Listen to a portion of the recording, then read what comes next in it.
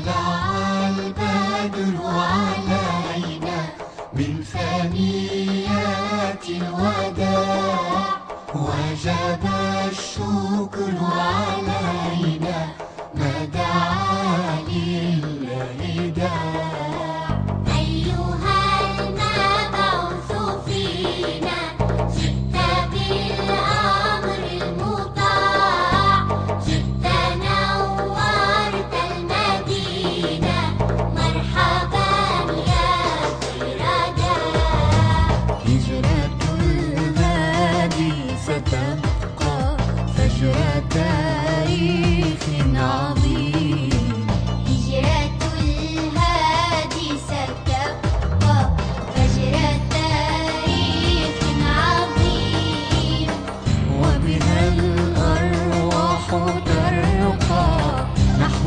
جنات النعيم طلع البدر علينا من ثنيات الوداع وجب الشكر علينا ما دعا لله داع أيها المبعوث فينا جئت بالأمر المطاع جئت نورت المدينة مرحبا يا خير داع مرحبا يا خير داع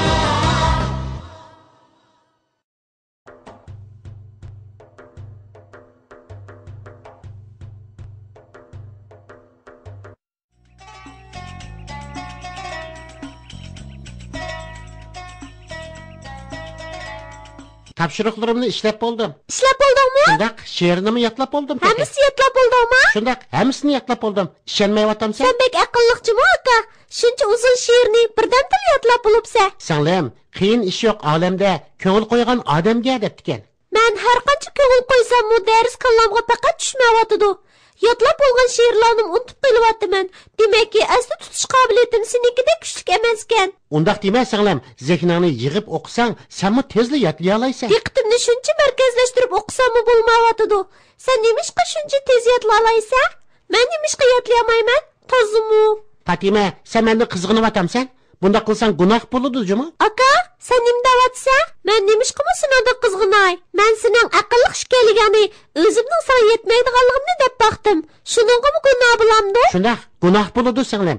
Chunki dinimiz insonlarni qizg'anchiqlik, ko'ralmaslik va hasad qilishdan to'sqan. Men seningni qizg'anmagan tursam, men faqat Fatima, men sana aniq tushuntirolmagan o'xshayman. eng yaxshisi buni buvam tushuntirib qo'ysin. To'g'ri deysan singlim. Bu masalani bovam yaxshi tushuntirib qo'ya oladi. Yura hamsa, buvamning iniq kiraydi. Assalomu alaykum, bova.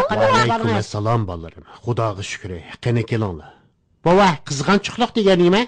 Bolalarım, qizg'anchiqlik Alloh taolo cheklagan nachar odatlarning biri. Payg'ambarimiz Muhammad alayhissalom ummatini qizg'anchiqlikdan to'sgan. Buva, undaqda birovning qizg'anchiqlik qilgan yoki qilmaganligini qanday belgili bo'ldi? Savolingni aniqroq degina qizim. Bova, Fatimani demoqchi bo'lgani shuki, bayman topshiriqlarimni ishlab, she'rni birdamda yatlab bo'ldim. Lekin o shuncha tirishgan bo'lsa-mu, faqat yatlay olmay, bakmi qiynalib ketdi. Shuning bilan u mening she'rni tezlikda yatlab olganligimdan bakmi hayron bo'lib, menga nima uchun mening shuncha tez yatlay olganligimni, o'zining shuncha zehn qo'ysimi, faqat yatlay olmayotganligini aytdi. Shunga men uningga bundaq o'ylashning qizg'anchiqlik bo'lganligini aytgan edim. Qizim Fatima, sen akangning as tutish qobiliyatining tovanlab, u qobiliyatning faqat o'zingdili bo'lishini o'yladingmi? Yaqay buva, shundaqmi o'ylarmanmi? Undaqda bu qizg'anchiqlikka kirmaydi qizim. Sen faqat akangning aqlli ekanligiga hayron qolsan. Lekin uningdan qizg'anmabsan. Agar sen akangdagi qobiliyatning akangda bo'lmay, faqat o'zingdili bo'lishini orzu qilgan bo'lsang, u qizg'anchiqlik hisoblanadi. Dinimiz mana bu xildagi qizg'anchiqlikni cheklagan. Payg'ambarimiz Muhammad alayhissalom hasad, ya'ni qizg'anchiqlikdan saqlaninglar. Chunki qizg'anchiqlik yaxshiliklarni xuddi o'tinni yalmab ko'ydirib o'tgandek yo'q qilib o'tadi degan. Lekin dinimizda cheklanmagan qizg'anchiqlikmi bor? Bova, u qanday qizg'anchiqlik? Dinimizda cheklanmagan qizg'anchiqlik haqida payg'ambar alayhissalom mundaq degan. Mundaq ikki xil odamga qizg'anchiqlik qilsanglar bo'ladi. Ularning biri Alloh taolo ato qilgan mol dunyoni o'rinliq yerga sarf qilgan kishi. yana biri Alloh taolo nozil qilgan Qur'oni Karim bo'yicha hukm qilgan va ularni boshqalarga o'rgatgan kishi. Balarim, agar sizlar yaxshi xislatlik bir odamni ko'rib, shu xislatning o'zinglardimi bo'lishini orzu qilsanglar, bu yaxshi. Lekin ularga hasad qilib silishdan saqlanish uchun ichinglarda Bismillahi mashallah, la quvvata illa billah desanglar, hasaddan saqlanib qola olaysizlar. Buva, dinimiz haqiqatanmi ulug' din ekan. O'zimizni tuzashga buyruqli qolmasdan yana boshqalarga qanday muomala qilishni o'rgatadi ekan. Alloh taoloning bizga bergan ne'matlari uchun ko'plab tashakkur aytamiz. Shukri Xudoyim, shukri. Balarim, endi payg'ambar alayhissalomning hayoti haqidagi hikoyani davomlashtiraylikmi? Shunday qilaylik buva.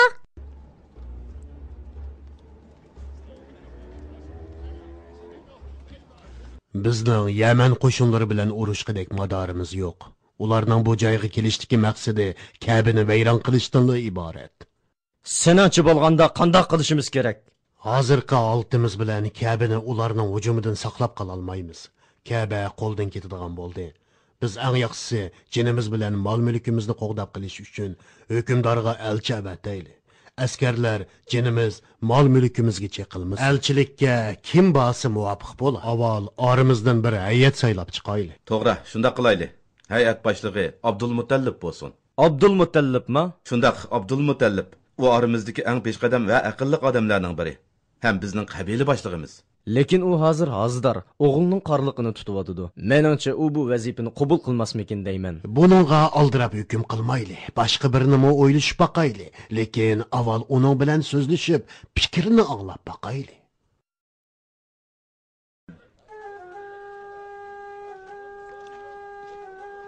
Men baramdim. Sen bizning oqsoqilimiz, ichimizdagi eng farosatli chechan odamsan.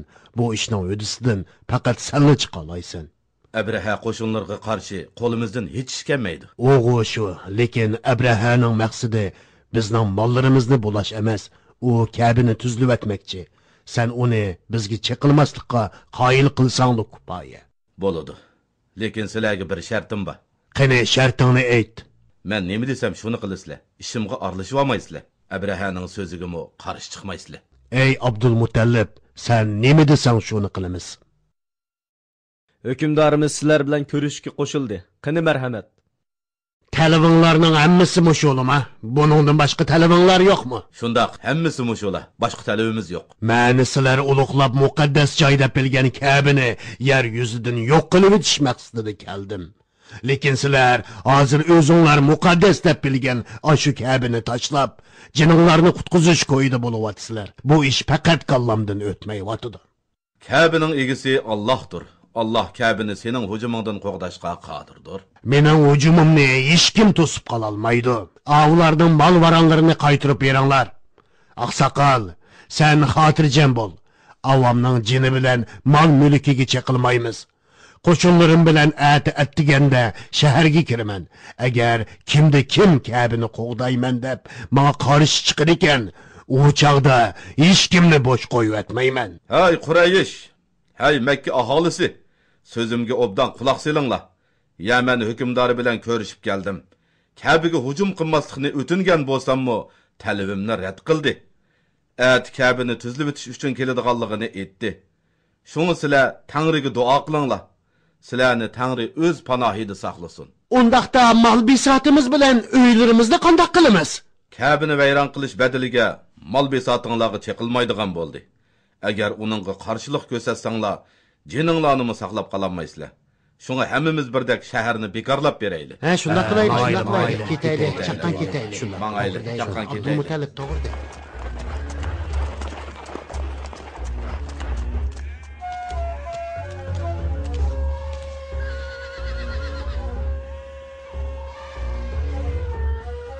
Pillarni tayyorlanglar.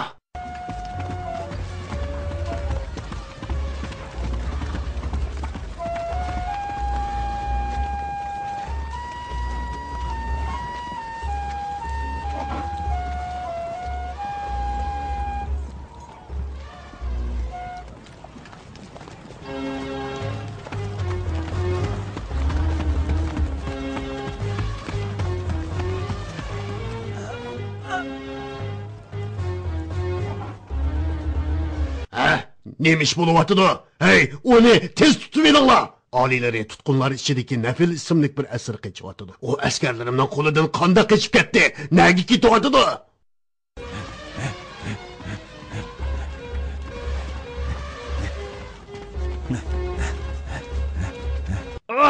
Mahmud, Allohning nomini yod et. Allohga shukr qil. Kelarki qitimda Abrahaning Kabe'ga hujum qilib qilmaganligini aytib beraman. Sabrchanlik bilan kutinglar. Ma'qulmi, bolalar?